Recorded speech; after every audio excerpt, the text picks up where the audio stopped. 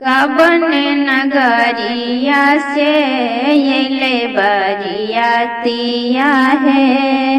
कवन नगरिया भइले सोर गे माई।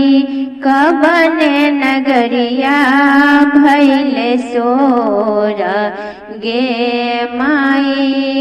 पर्वत नगरिया से अइले बरियातिया है। हिमाचल नगरिया भइले सोर गे माई। हिमाचल नगरिया भइले सोर गे माई। आगे गया बलन ब्रह्मय विष्णु शेखर पीछे लोग बरियात गे माई। शेखर पीछे लोग बरियात गे माई। गलवा में शोभे शिव के सर्पा के माला जी। अंग विभूति से भरा लगे माई। अंग विभूति से भरा लगे माई। परिछन बहारा भेली सासु मैना सासु। जमैया देखी गिरे मुरुछाई गे माई। जमैया देखी गिरे मुरुछाई गे माई। मोछो है पाकल शिव के दढ़ियो है पाकला। गोरहू में बत्ती शोभे आई गे माई। गोरहू में बत्ती शोभे आई गे माई। गिरी गेलो आलना गिरी गेलो डालना। बोते गेलो चारो मुख बाती गे माई। ऐसा ना बौराहा बारा गौरी ना बियाहमा।